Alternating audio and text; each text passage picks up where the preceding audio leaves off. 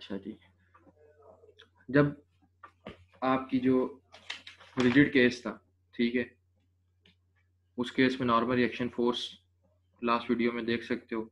अब जो है वो सरफेस रिजिड नहीं है, सरफेस कंप्लीटली रिजिड नहीं है। उसमें क्या होगा, इस तरह की कुछ शेप बनेगी रिजल्टेंट की। तो क्योंकि मूवमेंट इस साइड पे, ठीक है, व्हील जो रोटेट कर रहा है वो इस साइड पे जा रहा है। अब इस साइड पे जो नॉर्मल फोर्स होगी ना, उसे कहेंगे हम एन डी, यानी कि यहाँ पे डिफॉर्मेशन हो रही है, ठीक है। और जो जो टायर मूव कर रहा है, ये वाली जो जगह है ना, ये जो यूं करके जगह थी, टायर मूव कर रहा है, वो जगह क्या हो रही है, रिस्टोर हो रही है, अपनी जगह पे वापस आ जाए, ठीक है। तो इस जगह पे जो नॉर्मल फोर्स है वो किस वजह से, रिस्टोरेशन, इसको कहते हैं रिस्टोरेशन, नॉर्मल। और ये क्या है, डिफॉर्मेशन।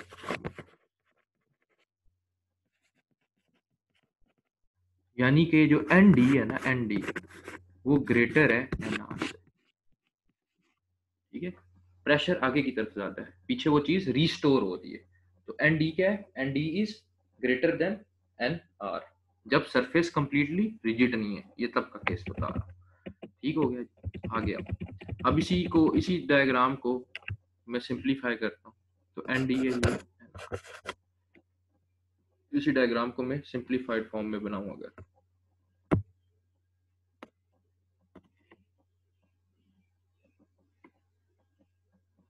ये ठीक है, ये कोई पॉइंट है, इधर नीचे की तरफ क्या लग रहा है जी, वेट W वर्टिकली डाउन, ठीक हो गया। अच्छा, अब ऑब्वियसली इस जगह कोई फोर्स लगेगी तो टायर मूव करेगा ना, ये जो एक्सेल है मूव करेगा। वो क्या मैकेनिज्म है सारा, जब तक कोई फोर्स नहीं होगी टायर तो स्टिल रहेगा अपनी जगह पे, ठीक है। यहाँ पे इस डायरेक्शन में कोई फोर्स लग रही है, जो मैंने डायरेक्शन शो की है, पुशिंग फोर्स, तभी इसने टायर की जो मूवमेंट है, जो इस व्हील की मूवमेंट है, व्हील वो इस डायरेक्शन में होगी, ठीक हो गया। अब ये जब ये सीन होता है ना, जब सरफेस कंप्लीटली रिजिड नहीं होती, लाइक एन डी और एन आर, इस साइड पे normal force due to deformation होगी, और इस साइड पे normal force due to restoration होगी। ऑब्वियसली इन दोनों को जब हम इस, जिस तरह उस केस में हम करते थे कि इन तमाम पार्ट्स का एक रिजल्टेंट लेते थे जो कि सेंटर में ये बनता था। अब इस केस में इसका एक कोई रिजल्टेंट बनेगा एन, जो कि किसके इक्वल होगा, normal force due to restoration और डिफॉर्मेशन, ठीक है। N R plus N D के इक्वल होगी जब इन सबको ऐड करेंगे। तो वो फोर्स बिल्कुल इसके सेंटर में नहीं, जैसे कि जब सरफेस रिजिड थी तो यहाँ पे नॉर्मल फोर्स जो थी वो लग रही थी इसके सेंटर में। अब वो नॉर्मल फोर्स, क्योंकि डिफॉर्मेशन इस साइड पे जाता है, डिफॉर्मेशन इस साइड पे जाता है, तो नॉर्मल फोर्स इस पॉइंट से शिफ्ट होके कहीं इस पॉइंट पे लगेगी, यहाँ पे करके, ठीक हो गया। तो यहाँ पे जो इस केस में ना नॉर्मल फोर्स यहाँ कहीं आएगी, जो के अगर इसको मैं स्ट्रेट ड्रॉ करूं, यहाँ से इस पॉइंट तक, ये जो पॉइंट है बी डिस्टेंस पे होगी, कोई भी distance A B C D E F कुछ भी लिख, क्योंकि जब सरफेस रिजिड थी तो वो बिल्कुल उसकी, ये भी है, यहाँ पे जब सरफेस रिजिड थी नॉर्मल फोर्स ये लग रही थी। लेकिन अब जब सरफेस रिजिड नहीं है, जब रोलिंग हो रही है, जब रोलिंग मोशन है, तो नॉर्मल फोर्स कहाँ लगेगी, सम वट हेयर, जो कि इसके इस सेंटर से बी डिस्टेंस पे होगी, जो मैंने ऊपर शो कर दी। अगर इसी रिजल्टेंट को, ये जो येलो लाइन से मैंने शो किया, इसको मैं ऊपर की तरफ ले जाऊं, तो ये एंगल क्या होगा, थीटा होगा। सही हो गया जी। तो ये आर रिएक्शन फोर्स है और ये पॉइंट कोई बी पॉइंट है। इसको मैं जरा नीट करके बना देता हूँ, ये सारा मैं बता दिया, ठीक है। अब इसकी जो सिंप्लीफाइड फॉर्म थी वो क्या थी, यहाँ पे आपका वेट है, ठीक है। अब यहाँ से मैं सीधा एक लाइन ले आऊं, ये नीचे, नॉर्मल फोर्स जब सरफेस जो थी वो रिजिड थी तो बिल्कुल यहाँ पे लग रही थी सेंटर में, बिल्कुल अपवर्ड डायरेक्शन, लेकिन अब normal force somewhat somewhere here लगे यहाँ, नॉर्मल रिएक्शन फोर्स ये आर, इसको मैंने कह दिया, इस पॉइंट को मैंने कह दिया ये पॉइंट कोई बी पॉइंट है जहाँ पे लग रहा है, ठीक है।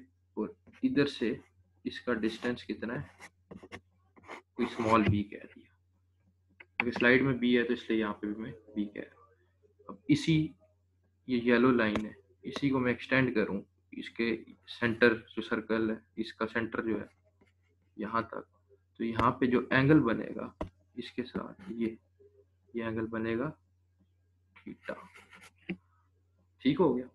अच्छा, सिमिलरली ये मूवमेंट किस वजह से हो रही थी, मूवमेंट हो रही थी इस पॉइंट पे, ठीक है, पॉइंट ओ जो है, लेट्स सपोज इस पॉइंट पे एक पुशिंग फोर्स लग रही थी। तो अब हमारे पास क्या क्या कंपोनेंट्स हो गए, एक ये W, एक ये पुशिंग फोर्स वेट जो वर्टिकली डाउनवर्ड एक्ट कर रहा है, दूसरा ये नॉर्मल रिएक्शन फोर्स, ये यहाँ पे मैंने R लिख दिया है, ये कंफ्यूज नहीं होना, इसको N लिख दिया है। पहले हम N से शो कराते हैं, कुछ भी लिख दो, क्योंकि स्टार्ट में हमने जो कन्वेंशन हम लेके चले हैं वो N ही है, तो इसलिए इसको N लिख दिया मैं, तो N P W।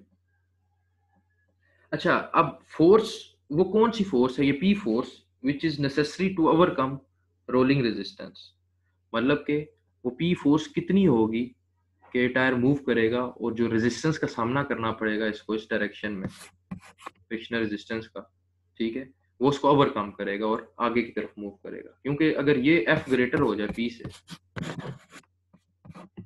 तो स्टैटिक केस है, टायर जो है वो मूव नहीं करेगा, ठीक है, उसमें जो है ना रोलिंग नहीं होगी। अगर ये P ग्रेटर हो F से, उसी सूरत में इसने मूव करना है ना व्हील ने, ठीक है। तो अब वो P की फोर्स कितनी होनी चाहिए जो किसको ओवरकम करे, इस रोलिंग फ्रिक्शन को ओवरकम करे, वो होनी चाहिए जी इसके मूवमेंट, जो मूवमेंट एट B है ना, अगर मैं पॉइंट B के अबाउट मूवमेंट लूँ,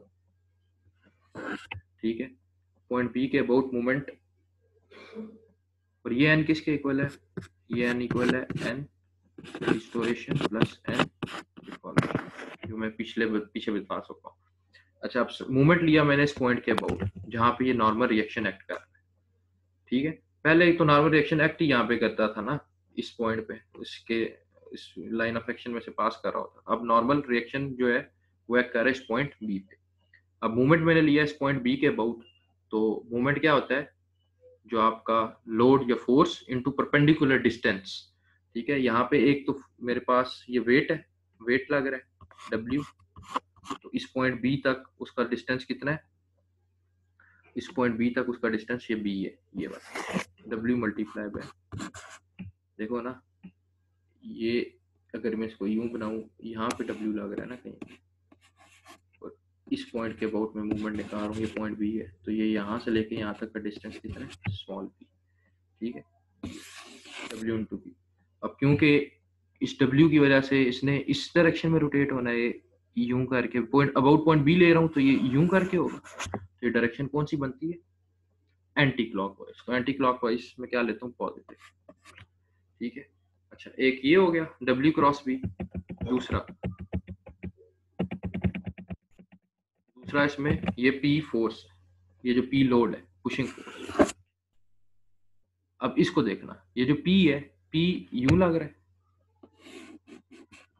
पॉइंट B यहाँ पे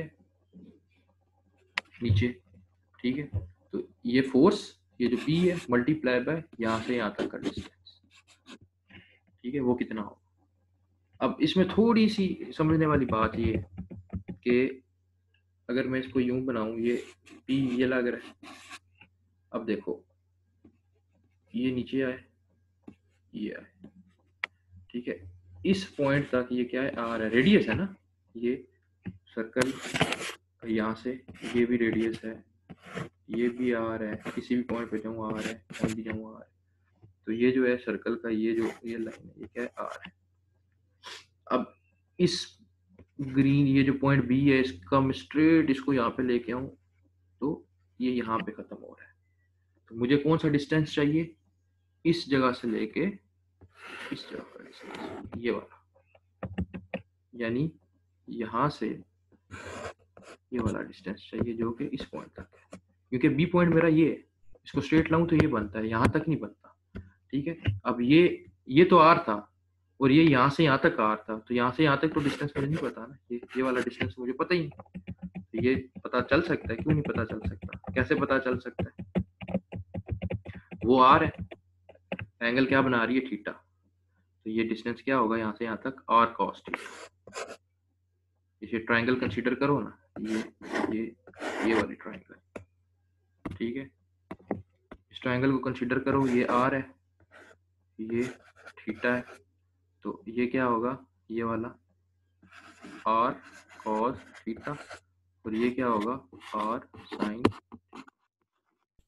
ठीक हो गया, तो आर कॉस थीटा हो गया जी, तो simple P multiply by R cos theta, यानी यहाँ पे P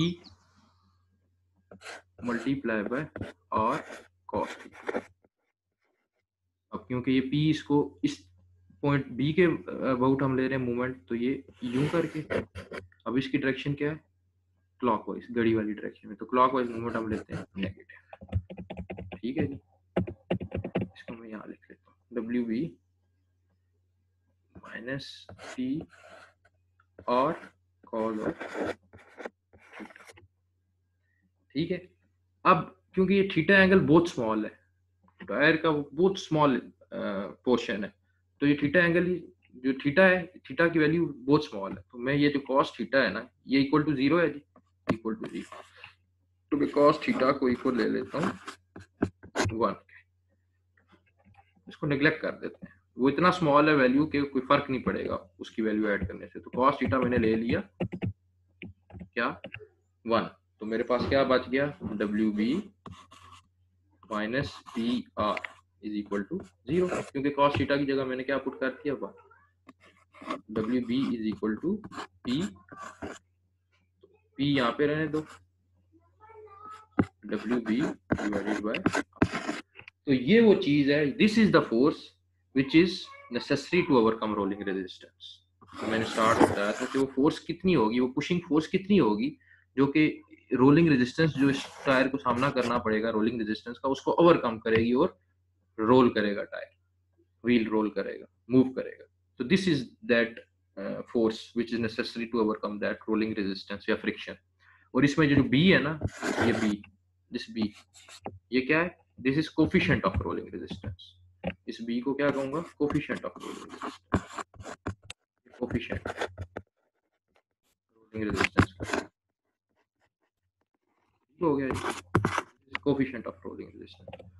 और ये जो P is equal to WB बटा R मैंने भी निकाला, WB divided by R, this WB divided by R, this is what, this is the force necessary to overcome rolling resistance, this is always less than, this is always less than mu K into N। ये क्या है, ये sliding friction है जो हम पहले करते रहे हैं, यानी कि अगर टायर स्लाइड करे, स्लिप करे, ठीक है, जो हम पहले बॉक्स के केस में करते रहे, जब बॉक्स मूव करता था तो वो स्लाइड कर रहा होता था, रोल नहीं कर रहा होता, तो वो क्या आती थी, म्यू के इंटू एन। अब रोलिंग आई है, तो रोलिंग क्या है, WB divided by R. This WB मैंने स्टार्ट में बताया था कि rolling resistance is less than sliding resistance, ठीक है, this WB divided by R is less than mu K into N which is sliding resistance, sliding. तो ये reason है कि जो व्हील को अलाउ करता है कि वो रोल करे बिफोर इट स्लाइड्स, ठीक है, इसीलिए जो है ना ये रोलर्स और बॉल बेरिंग्स हम यूज करते हैं ताकि हम जो फ्रिक्शनल रेजिस्टेंस है उसे मिनिमाइज कर सकें। दैट्स व्हाई हम ये जो है ना रोलर्स यूज करते हैं, बॉल बेरिंग यूज करते हैं, और दिस इज द रीजन के rolling resistance is less than sliding resistance. तो ये बेसिकली उसका कॉन्सेप्ट था कि आपकी जो रोलिंग रेजिस्टेंस है वो क्या होती है। इसके अलावा भी बहुत सी टाइप रेजिस्टेंस की हैं, लेकिन टाइप्स हैं, लेकिन उनको हम नहीं देखेंगे, वो बियॉन्ड द स्कोप है। Of the content of this chapter, like screw thread friction होती है, बेरिंग एक्सल फ्रिक्शन होती है, थ्रस्ट बेरिंग फ्रिक्शन है, एंड बेरिंग है, कॉलर बेरिंग है, इसके अलावा बेल्ट फ्रिक्शन है। इस तरह और भी बहुत सी टाइप्स हैं फ्रिक्शन की। खैर उनकी डिटेल में हम नहीं जाएंगे, बस बेसिक ये 3 टाइप्स थी फ्रिक्शन की, इनको जरा गौर से अपने देखना है। अब आता हूँ मैं बैक लेक्चर की तरफ। ये जस्ट फ्रिक्शन की टाइप्स हैं, इनकी डिटेल में हम नहीं जा रहे। अब व्हाट इज इम्पेंडिंग टिपिंग? पहले तो हम सिंपल केस करके आए जी। क्या किया? सिंपल सी उसका एब्स्ट्रैक्ट क्या था कि एक पुशिंग फोर्स लगा रहा हूं मैं किसी बॉडी पे, तो वो फोर्स, एक पॉइंट होता है कि वो फोर्स फ्रिक्शनल जो उसकी रेजिस्टेंस है उससे कम होती है, तो बॉडी क्या है, मूव नहीं करती, रेस्ट पे रहती है। ठीक है, नो मोशन कंडीशन। फिर एक टाइम आता है कि वो पुशिंग फोर्स इक्वल हो जाती है फ्रिक्शनल रेजिस्टेंस के। उस टाइम क्या होता है, जो फ्रिक्शन होती है उसको हम कहते हैं लिमिटिंग फ्रिक्शन, यानी वो पॉइंट होता है when body is on the verge of sliding. ये स्लाइडिंग का केस है, सारा स्लाइडिंग का केस कर रहा हूँ। बॉडी क्या होता है उस वक्त, बॉडी जो होती है वो body is about to move उस पॉइंट। फिर एक टाइम आता है कि वो जो इक्वल फोर्स होती है पुशिंग फोर्स किसके, फ्रिक्शनल रेजिस्टेंस के, वो उससे ज्यादा हो जाती है, उसको ओवरकम कर लेती है, बॉडी क्या करती है, स्लाइड करना शुरू कर देती है। उस केस में जो फ्रिक्शन होती है उसे हम कहते हैं काइनेटिक फ्रिक्शन। अब कुछ बाज दफा ऐसा होता है कि कुछ स्पेशल केसेस आ जाते हैं, तो उस उन मतलब उस जब कोई स्पेशल केस आ जाए उस वक्त हमें ये कंसीडर करना पड़ता है, ये चेक करना पड़ता है कि बॉक्स जो है वो स्लाइड करेगा या टिप करेगा। अब एक चीज इसमें एक नई जो मैंने वर्ड यूज किया वो यूज किया टिप वर्ड। जो मैंने अभी वर्ड यूज किया वो क्या यूज किया, टिपिंग का। अभी तक तो स्लाइड हम पढ़ते रहे, समझ आती है जी, अभी तक हम स्लाइड के कॉन्सेप्ट पढ़ते रहे। अब मैंने वर्ड यूज कर लिया टिपिंग का। अब ये टिपिंग क्या चीज है, ये क्या बुला है? स्लाइड का तो सबको पता है ना कि बॉक्स स्लाइड कर रही है। ठीक है, अब हमें ये चेक करना पड़ता है कि बॉक्स स्लाइड किया, मतलब बॉक्स ने स्लाइड करने से पहले टिप तो नहीं किया। अब व्हाट इज टिपिंग? सिंपल, ये एक बॉक्स है, इस पे ये फोर्स लगाई, अगर ये बॉक्स यहाँ से मूव हो के चल रहा है, बॉक्स को स्लाइड करके एक बंदा लेके आ रहा है यहाँ पे पहुंच के, ये सिंपल क्या है, स्लाइडिंग। बॉक्स ने स्लाइड किया, इसको स्लिप भी कहते हैं। ठीक है, स्लिपिंग भी कहते हैं। बॉक्स स्लाइड करके एक नई डायरेक्शन में चला गया, लेकिन ये बॉक्स है यहीं, इस पे मैंने फोर्स लगाई, ये आगे जाने की बजाय अपनी इस डायरेक्शन से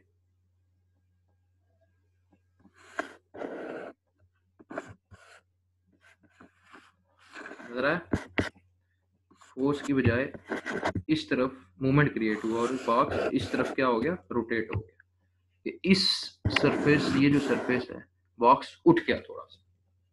ठीक है, ये जो बंदा इस पे फोर्स लगा रहा है, यहाँ से ये क्या हुआ, बॉक्स रेज हो गया अपवर्ड अबाउट दिस पॉइंट। इस पॉइंट यानी कंसीडर करो ये जो पॉइंट है ये फिक्स है और ये ऊपर वाली चीज उठ जाए, ये क्या करेगी, टिप करेगी। ये होती है टिपिंग। तो अक्सर ऐसा होता है कि स्लाइडिंग से पहले हमें किस चीज का सामना करना पड़ता है, टिपिंग का सामना करना पड़ता है। तो दो केस होते हैं हमारे पास। एक, ये गौर से सुनना, ये लिखा नहीं हुआ, जिस वर्बली बता रहा हूँ, चीज लिखी हुई नहीं। एक केस वन होता है जिसमें जो स्टैटिक फ्रिक्शन होती है वो एक्सीड कर जाती है।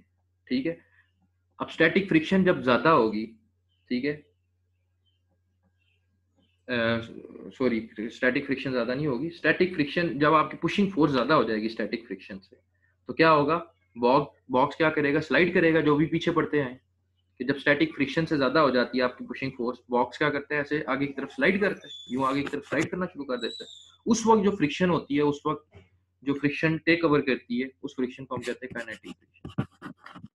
ठीक है, इस केस में काइनेटिक फ्रिक्शन होगी जब आपकी पुशिंग फोर्स स्टैटिक फ्रिक्शन से ज्यादा हो जाएगी।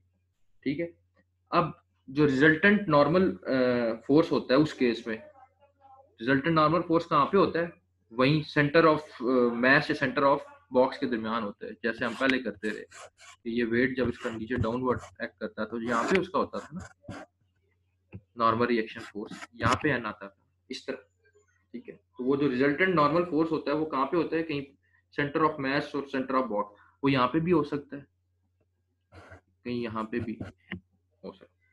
ठीक है,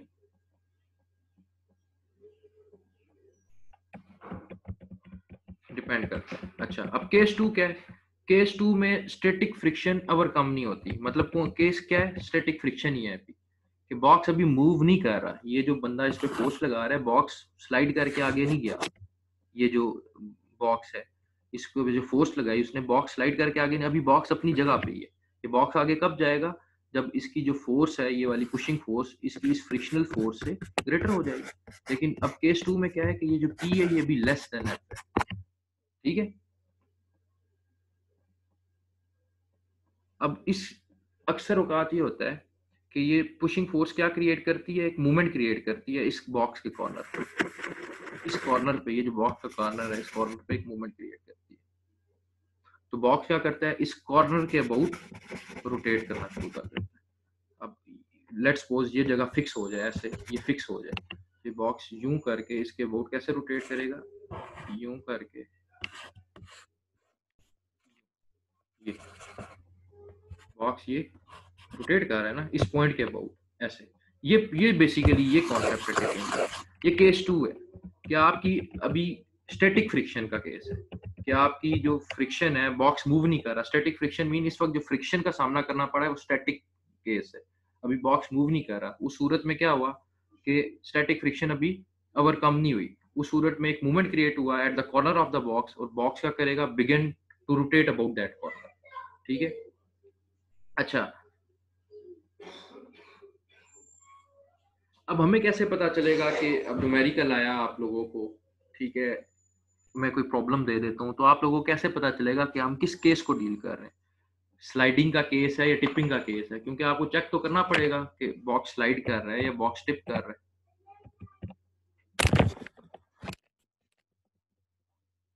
आवाज आ रही?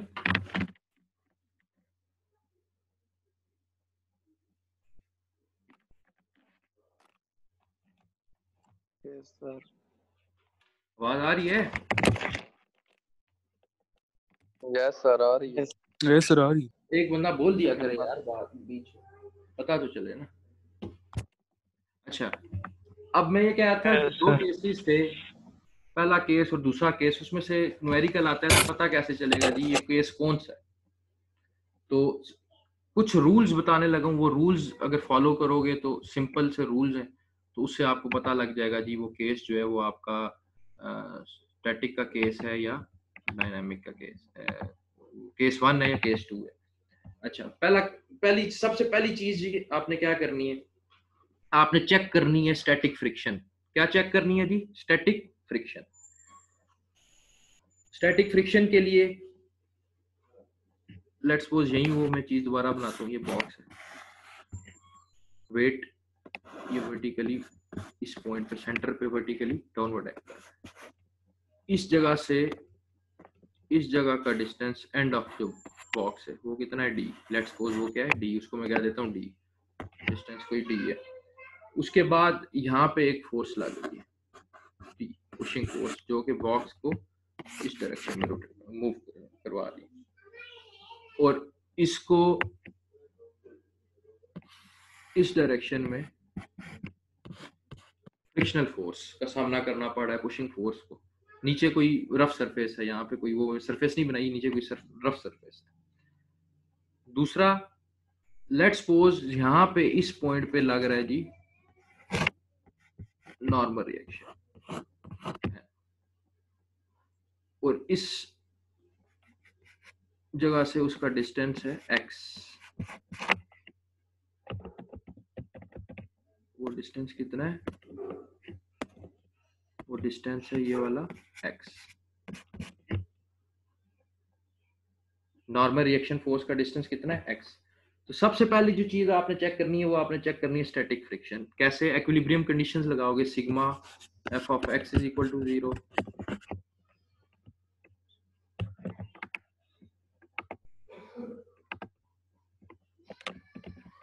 Sigma f of x is equal to 0, sigma f of y is equal to 0, और सिग्मा MO मतलब about this centre of gravity, इस सेंटर ऑफ ग्रेविटी पे मोमेंट लेना है, इसके अबाउट, इस पॉइंट के अबाउट, इस पॉइंट के अबाउट मोमेंट लेना है। और ये नॉर्मल रिएक्शन फोर्स का जो distance from that centre of gravity है वो कितना है, x है। अब नॉर्मल फोर्स इस जगह पे नहीं लग रही इस केस में, ठीक है। नॉर्मल फोर्स बिल्कुल उस सेंटर ऑफ ग्रेविटी जो पॉइंट है उस पे नहीं लग रही, नॉर्मल फोर्स कहीं समवेयर हियर लग रही है, ठीक हो गया। डिफरेंट केसेस हो सकते हैं ना, लाजमी तो नहीं है ना कि ये बॉक्स है तो रिजल्टेंट यहाँ पे हो। यूं भी हो सकता है कि प्रेशर जो है वो आउटवर्ड ज्यादा हो, यहाँ पे इस तरह भी हो सकता है,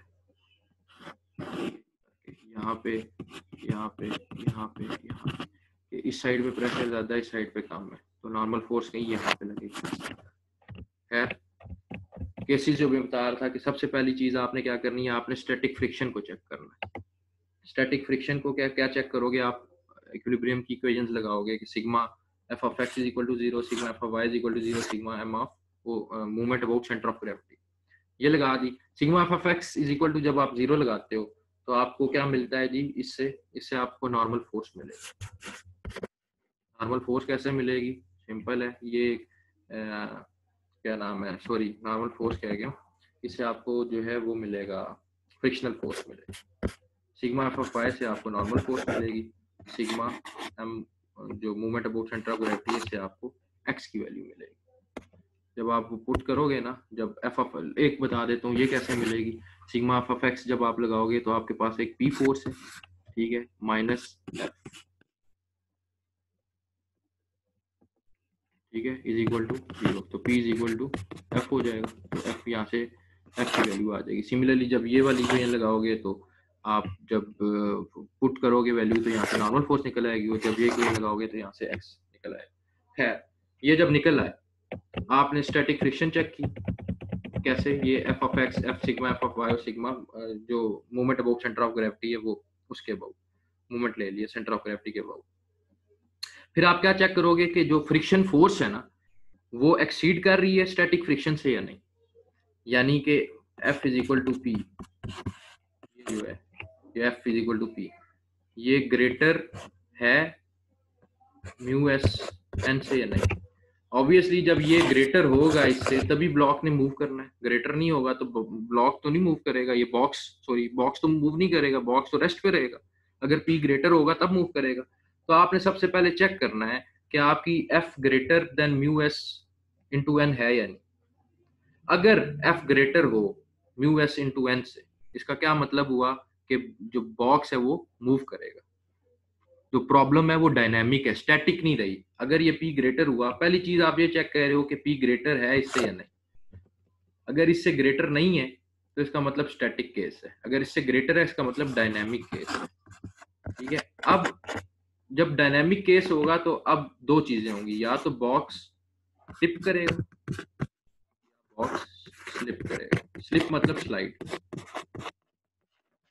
दो कंडीशन है कि या तो बॉक्स ने टिप करना है या बॉक्स ने स्लिप करना है, ठीक है।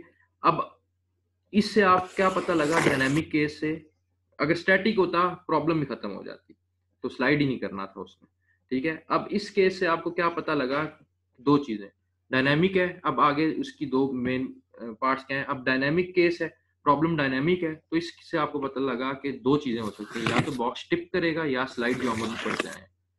टिप भी बता चुका हूँ, टिपिंग क्या है, कि वो अबाउट कॉर्नर उसमें मूवमेंट क्रिएट होगा, रोटेट करेगा। अब टिप और स्लाइड में से कैसे पता लगेगा कि बॉक्स टिप कर रहा है या बॉक्स स्लाइड कर रहा है, तो वो ऐसे पता लगेगा, ये जो आप यहाँ से x निकालोगे ना, ये x की वैल्यू अगर ग्रेटर देन d है, ठीक है, ये x की वैल्यू ग्रेटर देन d है, यानी कि ये नॉर्मल फोर्स कहीं इधर हो, इस सूरत में बॉक्स टिप करेगा। ये आप जब मूवमेंट लोगे ना बहुत हो, वहां से आपको क्या मिलेगा, x मिलेगा। अगर x ग्रेटर देन d आया तो इसका मतलब प्रॉब्लम जो है, ये आपका जो प्रॉब्लम दी हुई है डायनामिक है और बॉक्स टिप करेगा। अगर x less than equal to d है, इसका मतलब ये and less than equal to d and f is greater than mu S, इसका मतलब ये है कि प्रॉब्लम डायनामिक है और बॉक्स क्या करेगा, बॉक्स स्लिप करेगा, स्लाइड करेगा। तो x की वैल्यू से अगर x की value less than equal to b आई, यानी नॉर्मल रिएक्शन फोर्स जो है वो यहाँ कहीं पे लाया जा रहा है, इस जगह। इसका मतलब, और साथ ही ऑब्वियसली नॉर्मल रिएक्शन फोर्स तो इधर लाए तो कर रहा होगा, लेकिन ये भी तो साथ चेक करना है ना कि पुशिंग फोर्स ग्रेटर है या लेस है। तो नॉर्मल रिएक्शन फोर्स जब विद इन दिस रेंज लाए कर रहा होगा और साथ p इज ग्रेटर देन, यानी p ये this p is equal to f, this is greater than this static friction, तब इसका मतलब होगा कि बॉक्स जो प्रॉब्लम है वो आपकी डायनामिक कंडीशन है और बॉक्स स्लिप कर रहा है। अगर x की वैल्यू ग्रेटर आ गई d से, इसका मतलब बॉक्स टिप करेगा। तो सिंपल इसका एब्स्ट्रैक्ट ये है कि सबसे पहले आपने क्या करना है, आपने स्टैटिक फ्रिक्शन का चेक लगाना है। वहीं sigma F of Y, sigma F of X is equal to 0 and movement about centre of gravity is equal to 0। उससे आप क्या चेक करोगे कि फ्रिक्शन फोर्स के एक्सीड की है स्टैटिक फ्रिक्शन से या नहीं। अगर फ्रिक्शन फोर्स ने एक्सीड कर गई है स्टैटिक फ्रिक्शन से, इसका मतलब प्रॉब्लम डायनामिक है। अब दो चीजें हैं, या तो बॉक्स स्लिप करेगा या बॉक्स टिप करेगा। अब मूवमेंट लोगे अबाउट सेंटर ऑफ ग्रेविटी और एक्स की वैल्यू निकालोगे, ये जो एक्स है इसकी वैल्यू निकालोगे। अगर एक्स जो है वो ग्रेटर देन डी आया तो आपका जो प्रॉब्लम है वो डायनेमिक है और बॉक्स टिप करेगा, टिपिंग होगी बॉक्स में। अगर आपका एक्स की value less than equal to D, यानी नॉर्मल रिएक्शन फोर्स कहीं यहाँ पे लाया किया इस और इस पॉइंट की बाउंड्री में, ठीक है, तब आपका और साथ ये P ग्रेटर देन है स्टैटिक फ्रिक्शन से, तब आपका प्रॉब्लम डायनामिक होगा और बॉक्स स्लिप करेगा, यानी बॉक्स स्लाइड कर जाएगा। तो ये दो चीजें आपने जो है ना देखनी है। दूसरा ये है कि फिर 5 मिनट रह गए, इसको क्या हो गया, दोबारा बंद।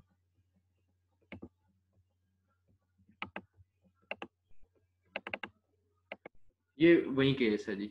अब न्यूमेरिकल करेंगे, दो न्यूमेरिकल है तो हमें सही समझ आ जाएगी। तो इस न्यूमेरिकल का मैं डेटा समझा देता हूँ कि वीडियो मेरे ख्याल से एंड हो जाएगी, दूसरी दोबारा करनी पड़ेगी। ये न्यूमेरिकल क्या है, ये न्यूमेरिकल है कि एक यूनिफॉर्म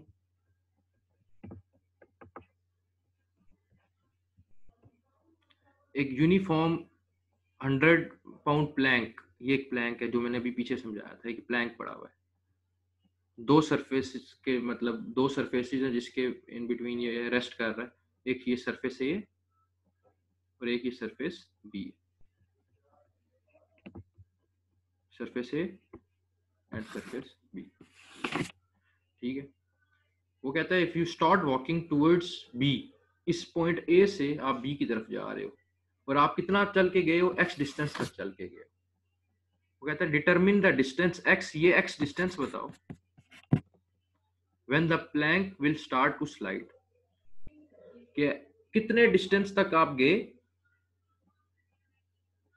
जब प्लैंक स्लाइड करना शुरू हो गया। आप यहां से मूव करना शुरू हुए, इस पॉइंट तक पहुंचे, यहां से यहां तक एक्स डिस्टेंस, वैल्यू क्या होगी कि प्लैंक में स्लाइडिंग शुरू होगी, प्लैंक स्लाइड कर गया। तो गिवन डेटा आपके पास क्या क्या है, आपके पास this weight of plank 100 LB, ये वेट ऑफ मैन में इधर लिखा नहीं हुआ तो वो आपका अपना वेट जो भी होगा इन पाउंड। खैर लेट्स सपोज कोई वेट की वैल्यू यहाँ पे पेपर में तो ऑब्वियसली यहाँ पे गिवन होगी, लिखा होगा कि वेट कितना है 100 पाउंड या 200 300 400 जो भी। यहाँ पे लेट खैर लिखा हुआ है कि योर वेट, लेट्स सपोज किसी एक का वेट लिया 200 पाउंड, ठीक है। वेट ऑफ मैन भी गिवन, वेट ऑफ प्लैंक भी गिवन। इसके बाद म्यू एस क्या है, static friction, coefficient of static friction है एट पॉइंट ए, इस जगह, उसकी वैल्यू भी given 0.2। Coefficient of static friction at point B, उसकी वैल्यू गिवन है 0.5 और लेंथ गिवन है 0.5। निकालना क्या है, वो एक्स डिस्टेंस निकालना है, ठीक है। सबसे पहले इसकी फ्री बॉडी डायग्राम जो है पहले यहाँ पे ऐसे ही एक्सप्लेन करूंगा क्योंकि वीडियो एंड हो जाएगी, फिर दोबारा मुझे बनानी पड़ेगी। फ्री बॉडी डायग्राम बना लेनी है, कैसे बना लीजिए,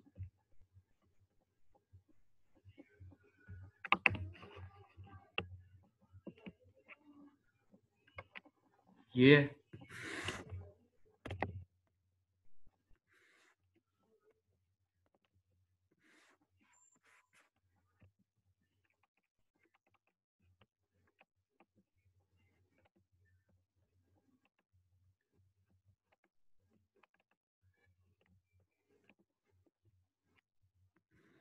ठीक है, इस जगह पे एक नॉर्मल रिएक्शन लगेगा बिल्कुल सरफेस के परपेंडिकुलर Na। अब जब ये पर्सन मूव कर रहा है यहाँ पे पहुंचा, तो क्योंकि स्टेप्स आगे की तरफ रख रहा है तो इस तरफ एक पुशिंग फोर्स लग रही है। उसको रेजिस्ट काउंटर करने के लिए इस डायरेक्शन में क्या लग रही है, फ्रिक्शनल फोर्स F।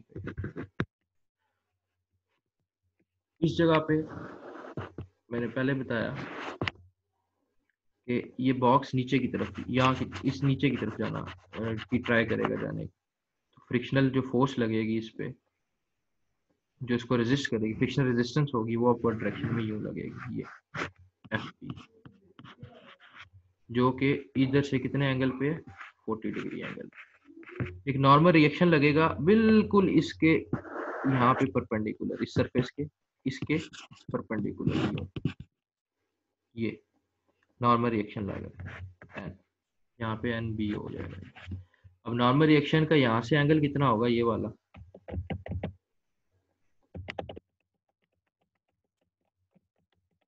ये एंगल कितना होगा, ये एंगल होगा जी 50 डिग्री।